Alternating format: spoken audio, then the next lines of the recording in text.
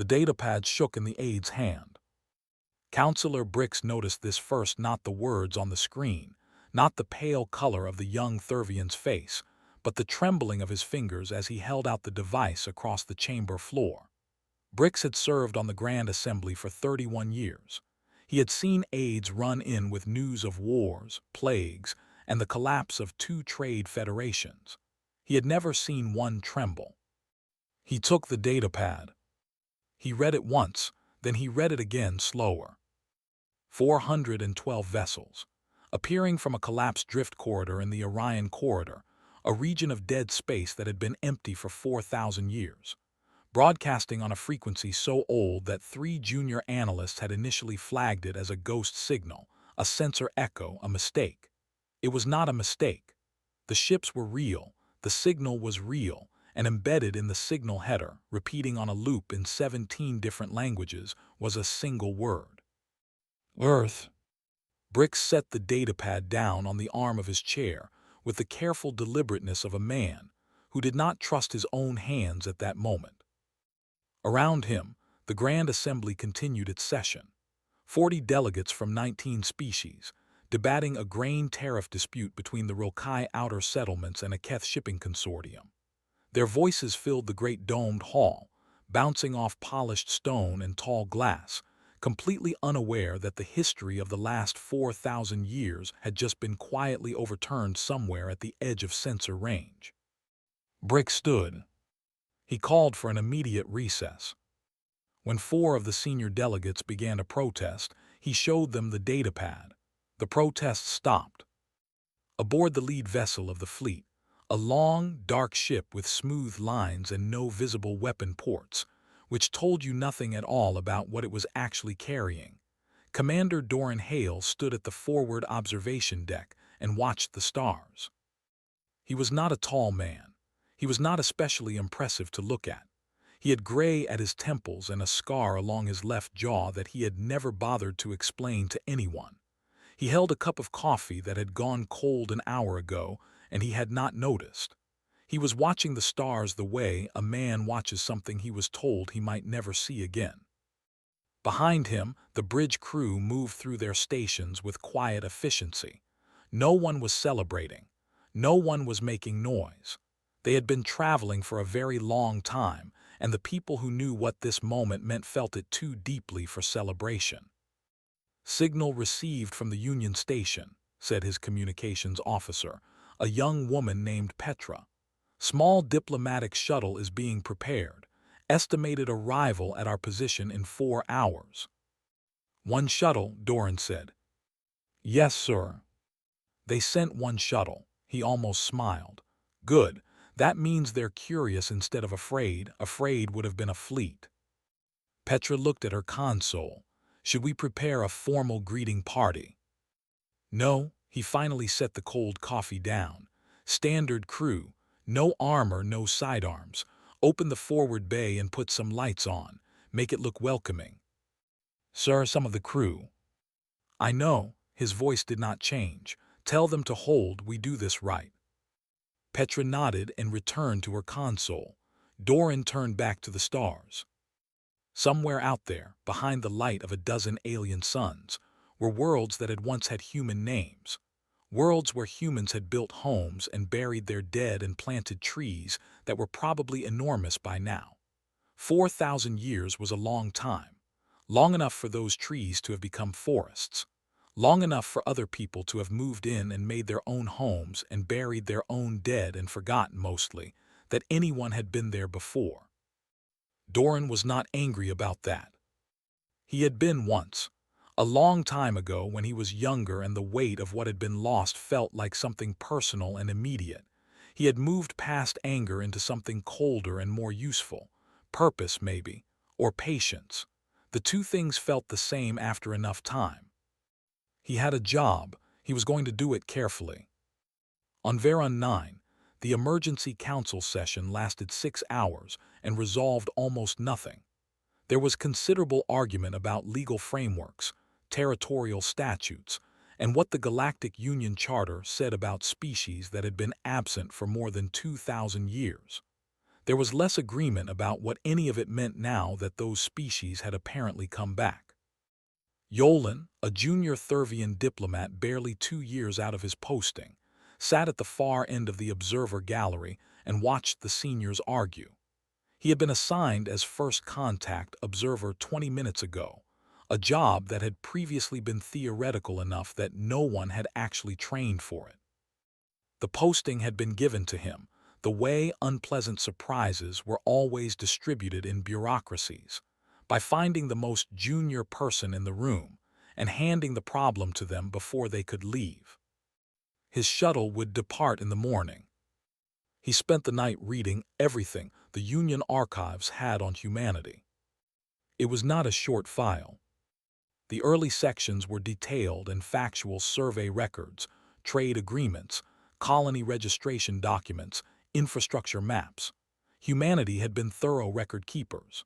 The middle sections, covering the last few centuries before the disappearance, were thinner. Something had been happening. The records were incomplete, some of them redacted in ways that suggested whoever had done the redacting no longer existed to explain why. The final entry in the file was a standard Union notification. Species status changed to absent, pending review. The review had apparently never happened. After a few hundred years, the file had simply been moved to the historical archive, and humanity had quietly become a myth. Yolan closed the file. He thought about the 412 ships sitting at the edge of the Orion corridor, and the word Earth repeating on a loop in 17 languages. He thought about the trembling aide and the datapad. He understood now why the man's hands had shaken.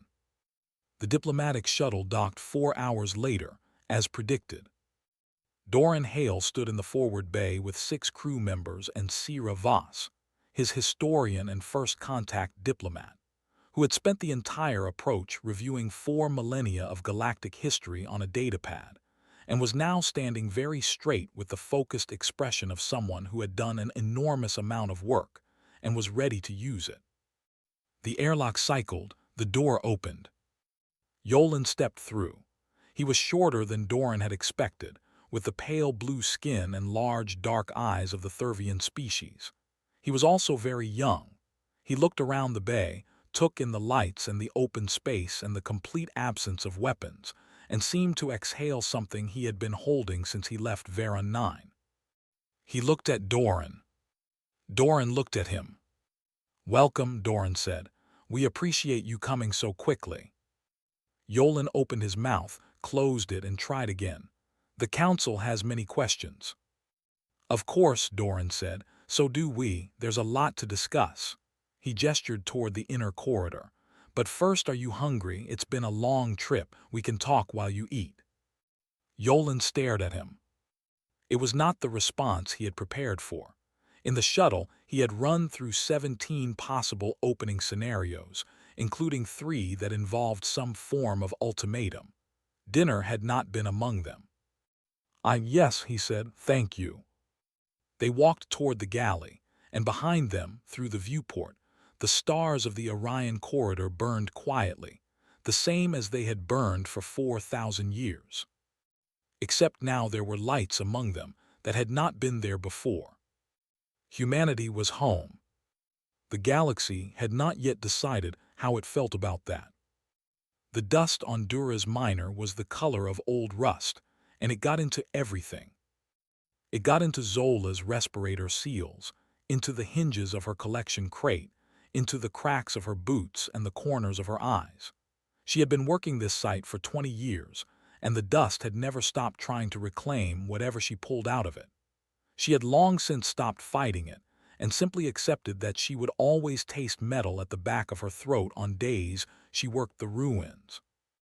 Today she was digging near the eastern wall of what had once been a large building, a public structure of some kind. She had always guessed, based on the width of the entrance corridors and the remnants of what looked like seating carved into the stone. She did not know what it had been used for. Nobody did. Humanity had not left instruction manuals for their ruins. She found things here, that was the point. Small things mostly. fragments of composite material with strange, smooth textures, occasionally something with markings, symbols, lines. Numbers in a script that could be cross-referenced against the old Union archives if you knew how to look. She had sold several hundred such items over the years to collectors on 4 different worlds. They called them curiosities, ancient alien artifacts, conversation pieces for wealthy living rooms. Zola called them money. She was prying a particularly stubborn fragment of wall panel from the rubble when she heard the sound. It was subtle. A low vibration in the ground felt more than heard. She had been on enough worlds to recognize the signature of a shuttle landing. She straightened up slowly, set down her pry tool, and looked toward the ridge to the north. There was a ship on the flat ground beyond the ruins. It was small, a ground transport, 6-person capacity maybe. Dark hull, smooth lines, no visible markings she recognized. The door was open. People were stepping out. Zola did not run. Running attracted attention and also required knowing which direction was safe. She pressed herself against the interior wall of the ruined building and watched through a gap in the stone. There were 5 of them.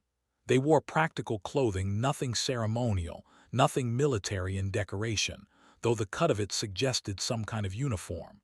They moved carefully, not the way scavengers moved, grabbing and assessing, not the way officials moved, with authority and impatience. They moved the way someone moves through a place they are trying not to disturb. One of them stopped at the entrance to the building. Zola was standing in. He was young, with dark hair and an open face, and he stood in the doorway of that old ruin and looked up at the arch above the entrance for a long time. His lips moved slightly. Reading, Zola realized. There was script carved above the arch. She had cataloged it years ago but never found a translation. He was reading it, and it meant something to him. Zola felt something uncomfortable shift in her chest. Ensign Dex had been briefed that Dura's minor was uninhabited. This was apparently not entirely accurate. He noticed the Keth female 30 seconds after entering the building. She was pressed against the far interior wall, very still, under the impression she was hidden. She was not hidden. Dex had trained for ground operations for 4 years, and he could see a living being behind partial cover from 40 meters. He chose not to say anything immediately. Letting a frightened creature think they were concealed was often the kindest first move. He walked through the interior instead, moving slowly, looking at the walls. This had been a library. He was certain of it now. The carved alcoves along the walls were the right size and spacing for shelving. The raised platform at the far end had been a reading or presentation area.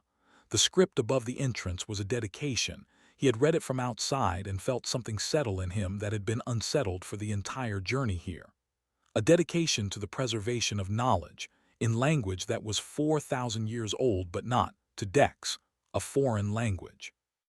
It was simply old, like reading something a great-grandparent had written. He crouched near a fragment of floor tile. The pattern was still visible under the dust, geometric, repeating, blue and white. Someone had chosen that pattern.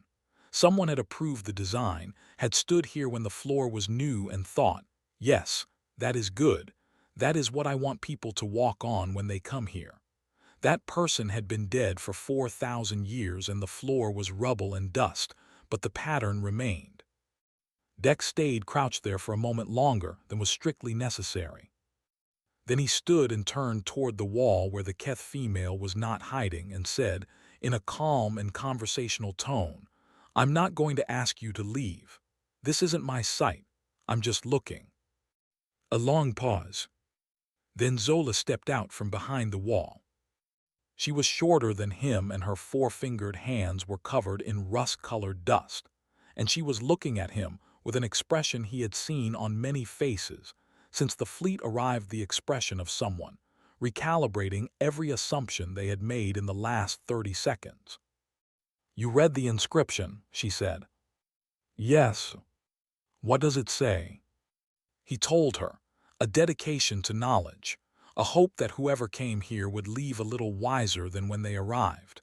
a date, and 3 names the people who had funded the building. Zola looked at the arch for a while. "I've been here 20 years," she said. "I've taken a lot of things out of these ruins." "I know," Dex said. "A lot of people have. We expected that." "You're not angry." It was not a question. It sounded more like she was checking something, confirming an observation she did not quite trust. "No," Dex said.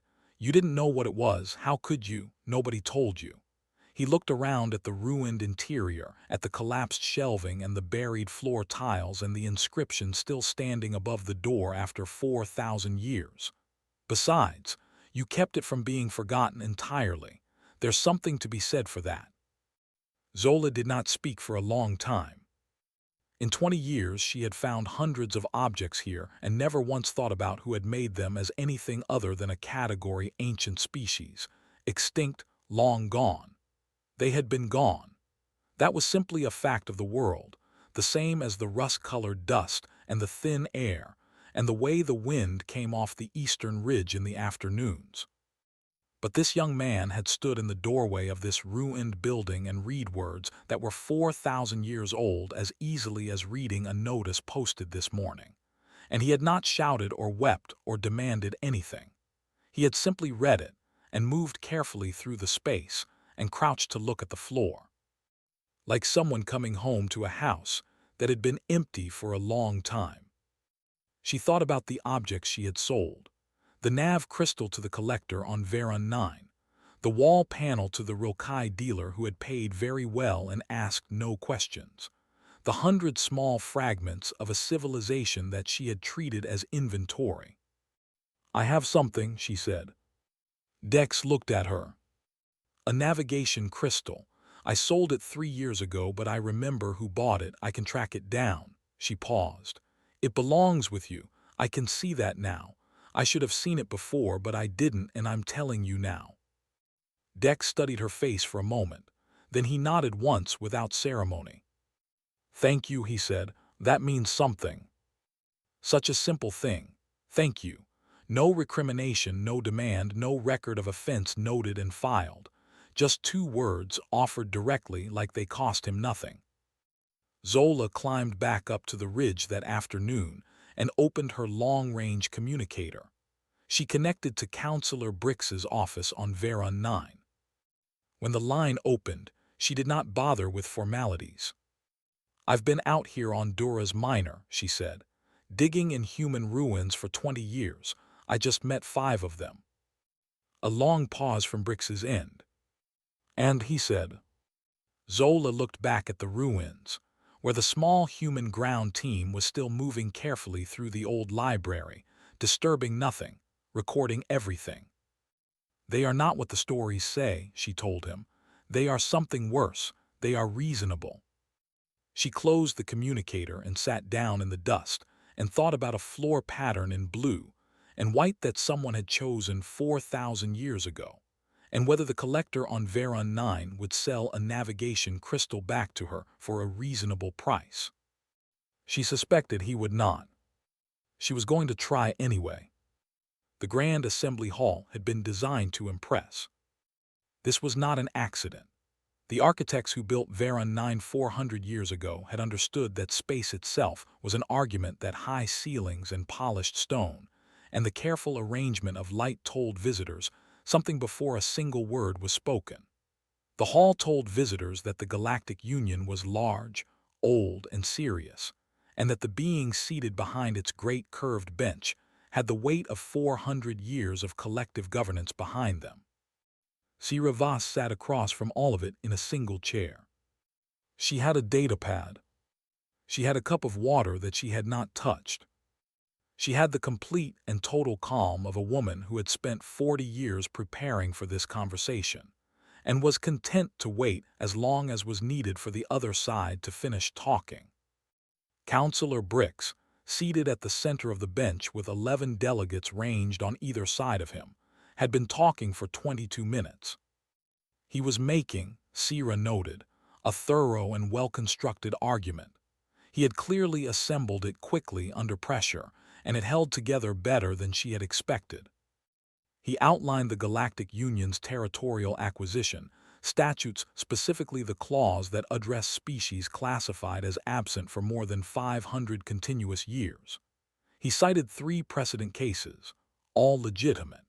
He invoked the principle of sustained stewardship, which held that a party actively maintaining and developing a territory had an established claim superior to a historical one from an absent party. He did all of this in a measured tone that only occasionally betrayed the anxiety running underneath it. When he finished, the hall was quiet. Brix looked at Sierra. Sierra looked at Brix. She picked up her datapad, leaned forward, and placed it flat on the table between them. "May I?" she said. Brix gestured for her to proceed. She turned the datapad to face the bench. On its surface, a map, not a small map, a full galactic survey, color-coded with dates annotated at hundreds of individual points, colony establishment dates, infrastructure development records, resource claim registrations. Every human settlement, Sierra said, every colony, every outpost, every registered claim in this map predates the founding of the Galactic Union by between 300 and 900 years. She let that sit for a moment. The territorial acquisition statutes you cited were written after those claims existed. In several cases, they were written by legal frameworks that humanity contributed to before we left. A low murmur moved through the delegate seats. The Thurvian delegate to Brix's left, an older male named Counselor Pren, leaned forward. "You are suggesting that Union law does not apply to." "I am suggesting," Sierra said, with the gentleness of someone correcting a minor misunderstanding, that Union law in several of its foundational articles is partially derived from administrative and diplomatic frameworks that human governance bodies submitted to the early assembly before the Union formally existed. She scrolled the datapad. "I have the citations if you'd like them." Prin sat back. At the far end of the bench, a delegate Sierra recognized as the Rilkai representative stood. Grand Speaker Amu was old ancient, by most species standards with the deep gray skin and slow, deliberate movements of an elder. He had not spoken yet in this session. When he rose, the murmur stopped. "The Rilkai will not contest the return," Amu said. His voice was low and carried easily in the hall's acoustics. "We have never contested it. When the Vanished left, we mourned. We have kept what they left behind as sacred. We will welcome them as we would welcome anyone we have loved in their absence." Several delegates turned to look at him. "With respect," said the Drassian delegate, a sharp-faced female named Coven, "the Rilkai's spiritual customs do not constitute a legal position. The question before this body is one of territorial rights and political sovereignty. We cannot simply—" "I am not speaking to legal positions," Amu said. He did not look at Coven, he was looking at Sierra. "I am speaking to what is right. This body may debate what it likes. I am telling you what the Rilkai will do." He sat down. Coven's jaw tightened. She turned back to Brix. "This is exactly the kind of unilateral sentiment that will fracture any coherent Union response. We need a consolidated position. I am calling for a resolution of non-recognition pending full legal review. No legitimacy extended to the returning fleet until—" "On what basis?" said a delegate from the mid-bench. A young Thurvian that Sierra did not recognize. "Do we expect to enforce non-recognition against 412 vessels?" Silence. The young delegate looked slightly surprised at having produced it. He pressed forward anyway. "The Union's combined patrol fleet in this sector is 43 ships. Even accounting for reinforcement from the Vora's garrison, we are discussing a significant numerical disparity. Non-recognition is a legal fiction unless we are prepared to back it with something other than a filing." Coven stared at him. "Are you suggesting we simply capitulate?" "I am suggesting we accurately assess the situation before we file anything." Brix held up one hand. The bench quieted. He looked at Sierra with the expression of a man who had been hoping the conversation would go differently and had just accepted that it would not. How many ships, he said carefully, does humanity have in total? Sierra looked at him. She held the look for a moment, not theatrically, not with any performance of menace. She simply looked at him the way a person looks at someone they feel genuinely sorry for, in a way that carried more information than any answer could. Enough, she said, that we chose to send the diplomats first. A pause. Be glad of that, counselor. The hall was very quiet. Brick sat with that for a long time. Around him, 12 delegates were doing the same arithmetic and arriving at the same place and deciding, one by one, that they did not actually want to know the number. Then, Brick said at last, I think we should discuss what formal negotiations might look like. Sierra picked up her water for the first time. I think so too, she said. We have a lot of ground to cover. Shall we start at the beginning? Outside the great windows of the assembly hall, the stars of Veron 9's system burned in their slow and indifferent arcs. Somewhere at the edge of sensor range, 412 ships waited with the patience of a species that had already waited 4,000 years. A few more hours would not trouble them. The memory hall ran the length of the ship's inner spine. It was not a corridor that saw much traffic. The crew found reasons to be elsewhere when they could. Not out of disrespect, the opposite, really. There were things in the memory hall that were too large to stand next to for very long without the weight of them pressing down in ways that made it hard to keep doing your job. Doran walked it alone, early in the ship's morning cycle when the light was still low. The panels lined both walls from floor to ceiling. Dark material, smooth, with names engraved in fine lines. Just names. No rank, no cause, no explanation. Only the names of the people who had not made it here, who had died in the long absence and the longer journey back, whose families carried the grief of a loss without a grave because the graves were 4,000 years away and under other people's feet. He did not read every name. There were too many for that. He walked slowly and let them exist at the edge of his vision, a long, quiet testament that he could never fully take in. He stopped near the middle at a panel that was slightly older than the ones around it. Darker, the engraving a little deeper. He knew this panel. He had stood here many times before. The name near the top right corner was his mother's. He stood there for a while, without thinking about very much. Admiral Wrath found him in the briefing room an hour later, drinking actual hot coffee this time, and reviewing the latest reports from the Advance Fleet Scouts.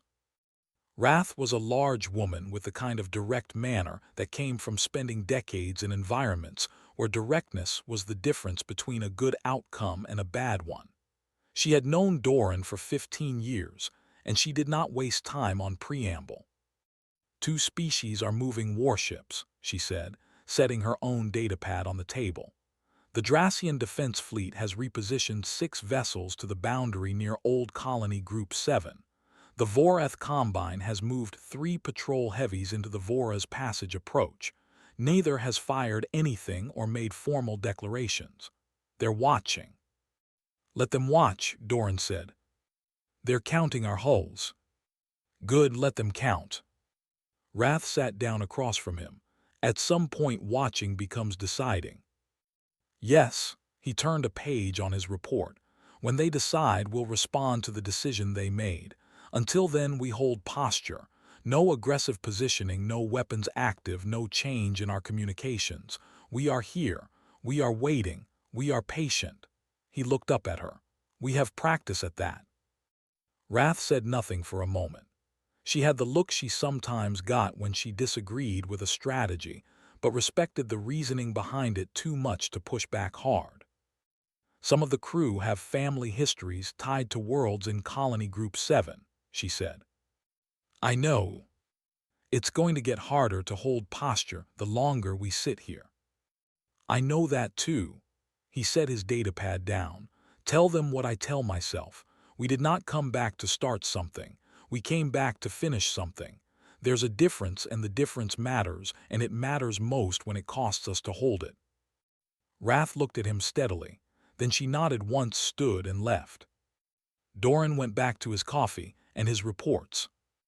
Yolan had asked to remain aboard the human flagship during the council session on Veron 9.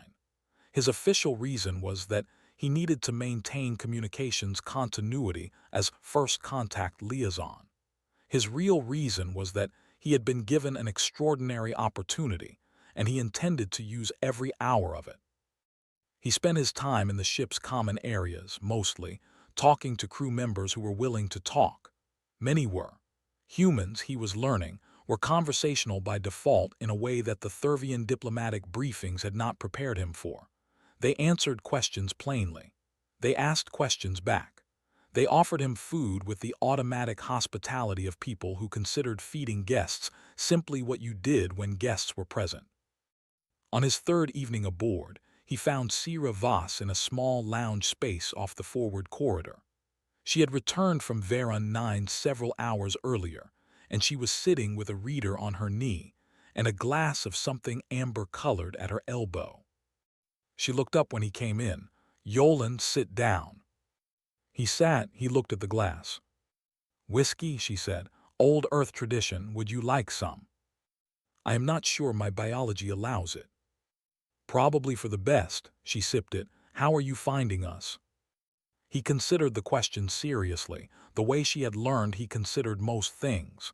"Confusing," he said, "but not in the way I expected." "How did you expect to be confused?" "I expected aggression beneath the surface, or at least grievance. Loud grievance presented formally. I have read the historical records.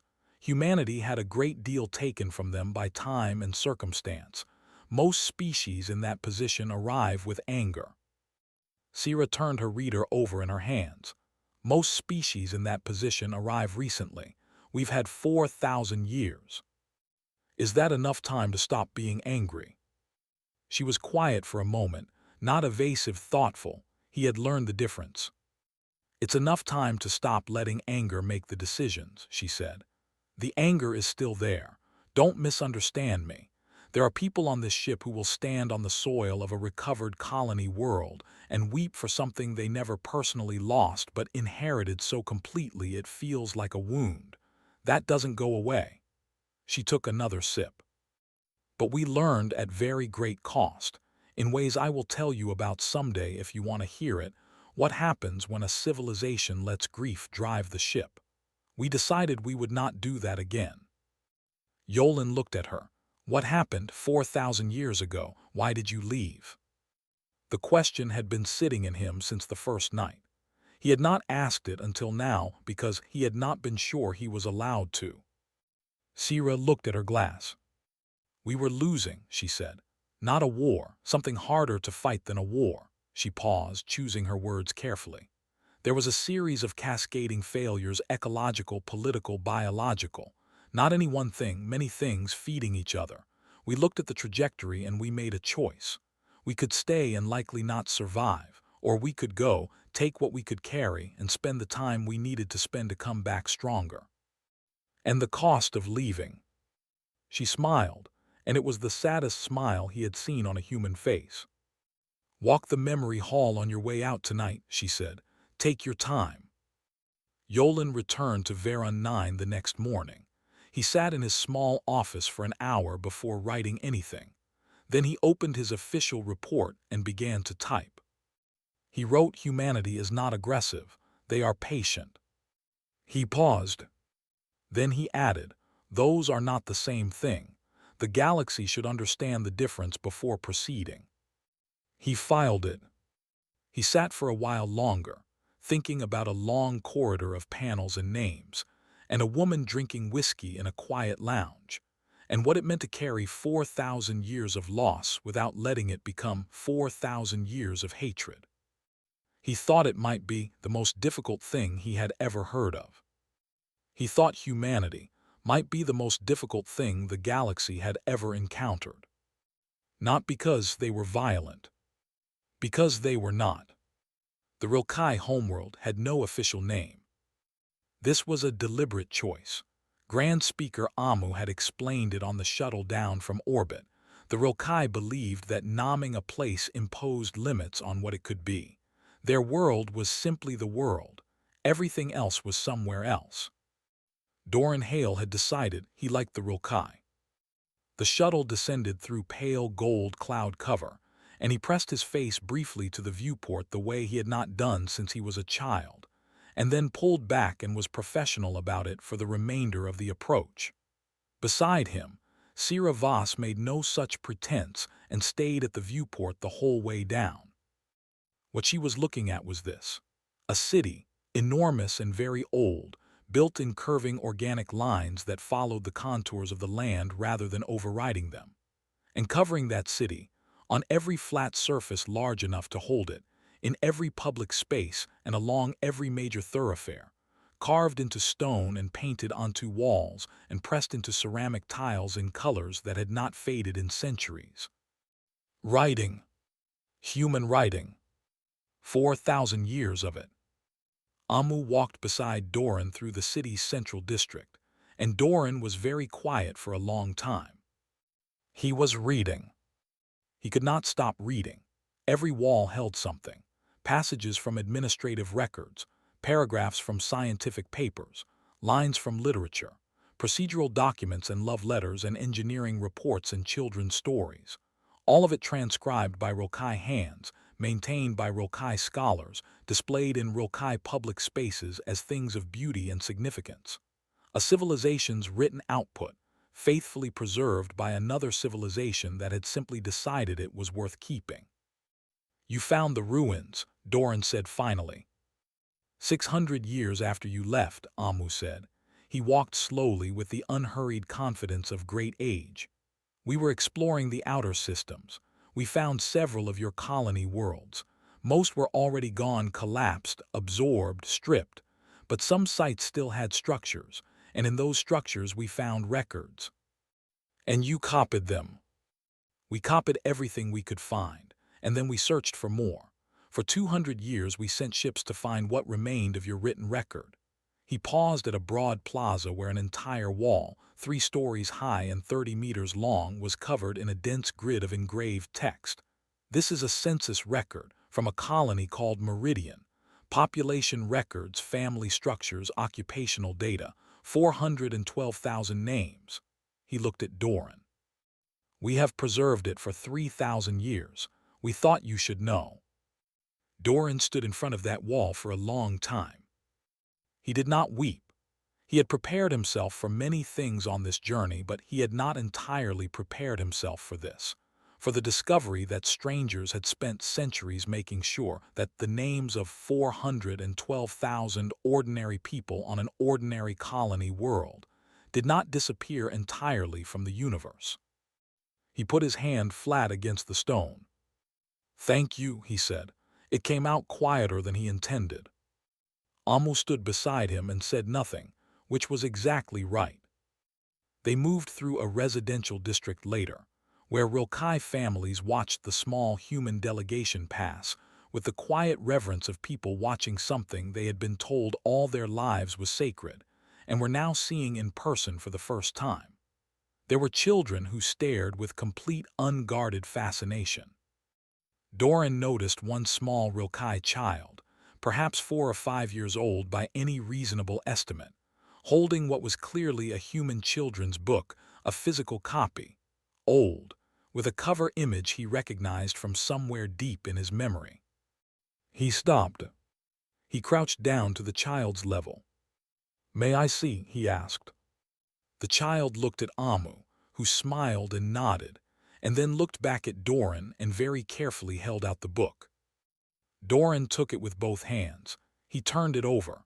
The cover showed 2 figures in a small boat on a very large ocean, looking up at an enormous star-filled sky. He had seen this image before. Not this copy, but this image in this book. His grandmother had owned a copy. He had sat on her floor when he was barely older than this child, and looked at those 2 small figures in their boat under that enormous sky, and felt the particular feeling that only certain images can produce, the feeling of being very small and completely safe at the same time. He turned to the first page and read the opening line aloud, quietly in the original language. The child stared at him. Doran looked up. "It is a very good book," he told the child.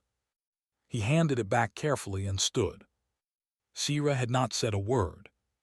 She was looking away. He did not look at her. The intelligence report from Admiral Wrath arrived, as Doran was preparing to leave the Rilkai homeworld that evening. He read it in the shuttle bay, standing, reading it twice the way he always read reports he did not like the look of. Two warlord factions in the Outer Rim, a Dracian splinter group called the Voreth Combine, and a mercenary coalition operating under the name the Iron Passage had been watching the fleet's movements for days. They had apparently concluded that the political uncertainty created by humanity's return was an opportunity. The Voreth Combine was repositioning for a strike on the human advance fleet near the Vora's Passage. The Iron Passage was moving on Veron 9 itself, presumably hopping to destroy the Union Council before any formal human-Union alliance could take shape. Both operations were timed to occur simultaneously. Doran read the projected timetable. Then he looked up at Wrath, who was on screen from the flagship.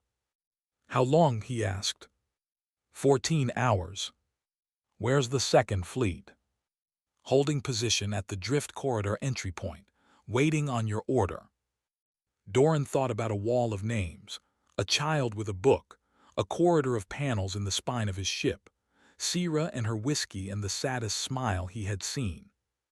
He thought about patience, and the difference between patience and hesitation. "Bring up the second fleet," he said. Wrath nodded once and closed the channel.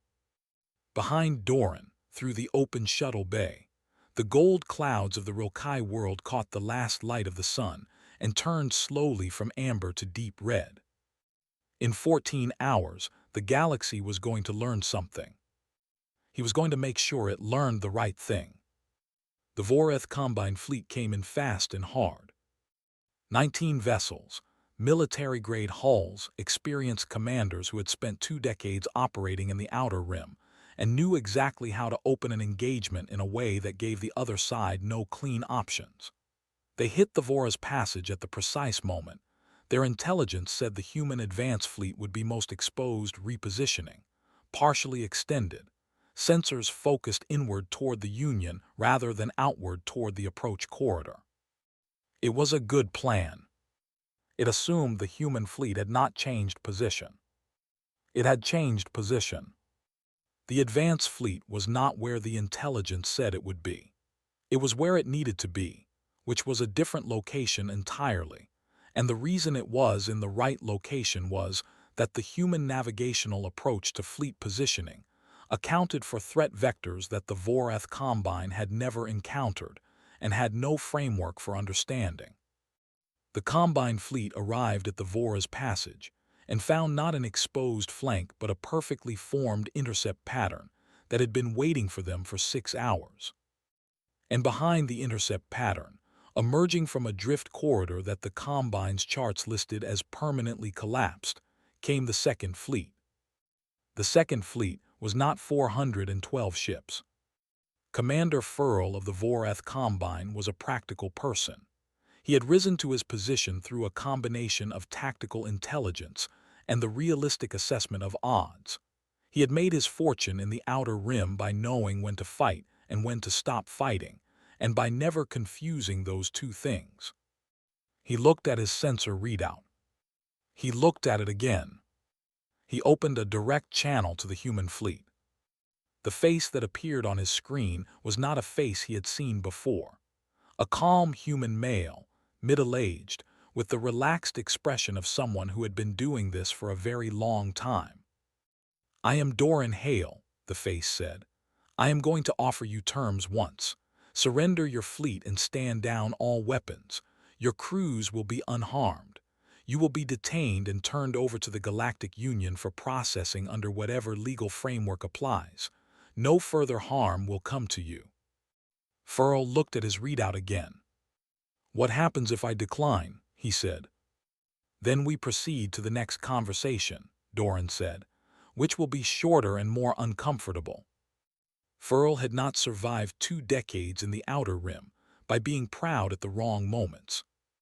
"I accept your terms," he said. The Iron Passage engagement at Veron 9 lasted 11 minutes. The Iron Passage had better ships than the Vorath Combine and worse commanders, which was, in the end, the more important variable.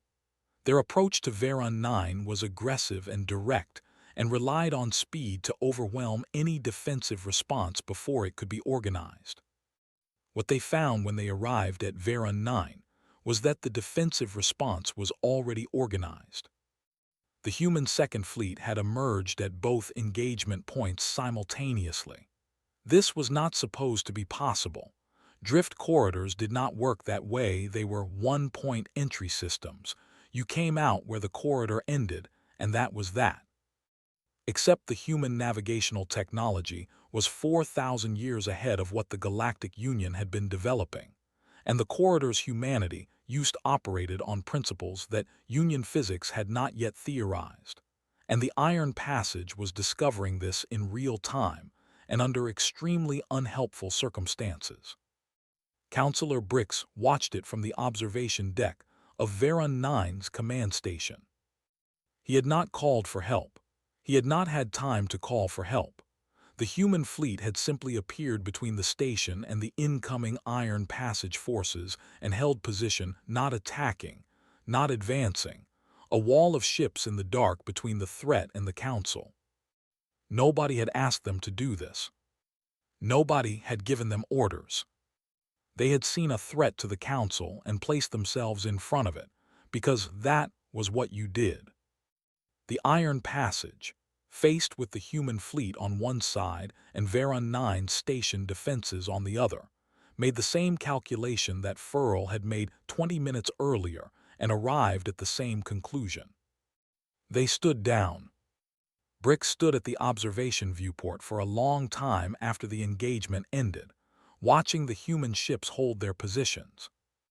Then he turned and found a communications terminal and opened a channel to the human flagship. "Counselor Brix," Doran said. He did not sound surprised. "You protected the station," Brix said. "Yes. We hadn't reached any agreement. We hadn't extended any formal recognition." "No," Doran said. Brix waited. Doran did not appear to feel that anything more needed to be added. "Why?" Brix said. Doran took a moment that felt less like hesitation and more like choosing the right words. "Because it was right," he said. "We didn't need an agreement for that." Brick stood with that for a while.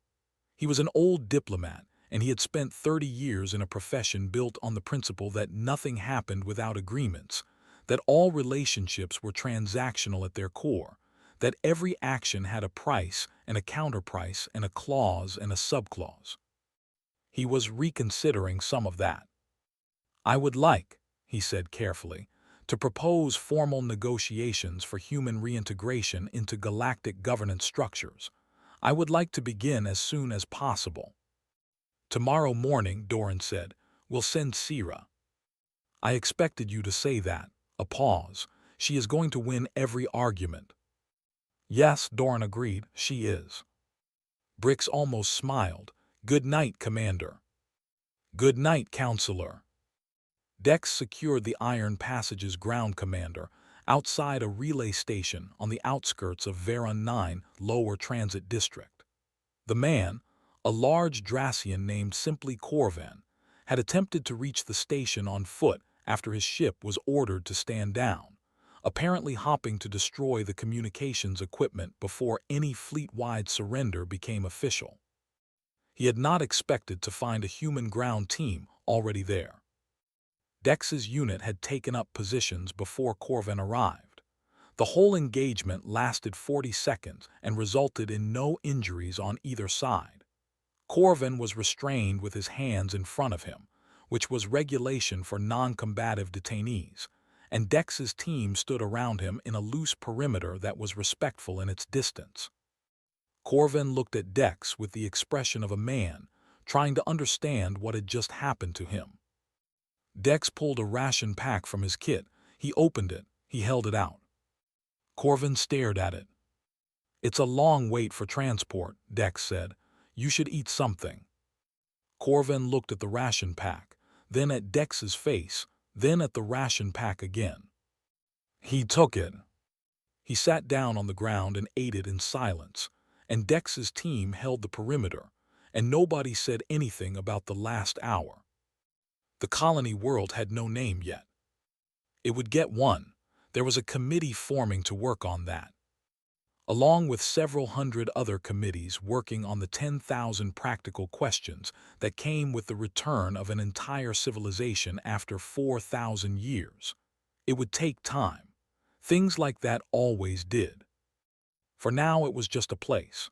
Rocky hills in the north, wide flat grassland to the south, a shallow sea to the east that turned silver in the afternoon. The aliens who had settled here for 200 years had left last month, relocated to a Union resettlement zone that they had accepted with less resistance than anyone had expected. The land was empty. Doran stood on the soil. Just stood alone on a low rise overlooking the grassland, while the wind moved through the unfamiliar grass and the silver sea glittered in the distance. Behind him, a shuttle waited. Ahead of him, emptiness and sky, and the particular quality of silence that only open land on a quiet world could produce. He had been told, growing up, that humanity had once called 1,000 worlds home, that before the long absence there had been cities and farms and libraries, and children playing in streets under a dozen different suns. He had grown up hearing about it the way you grow up hearing about anything that belongs to the past as a shape without full weight, a story that was true without being real. It was real now. He crouched and pressed his palm flat against the ground. The soil was cool. There were small things living in it. He could feel, faintly, the movement of something tiny against his hand. The world was alive and had been alive without anyone paying attention to it, doing what worlds do, cycling through its own small processes. It had been waiting, not for him specifically. It had not been waiting for anything. It was simply a world doing what worlds do. But he was here, and the ground was under his hand, and somewhere behind him, the shuttle waited to take him back to a fleet that would spend the next 50 years turning empty land like this into something people could live in. He did not feel like a conqueror. He had never wanted to feel like a conqueror. He felt like someone who had been away for a very long time. He felt like someone who had finally, after everything, come home. He stayed like that for a while, with his hand on the ground, while the wind moved through the silver grass, and the world turned quietly under an unfamiliar sun. Then he stood, brushed the soil from his palm, and walked back to the shuttle. There was a great deal of work to do. He was glad of it.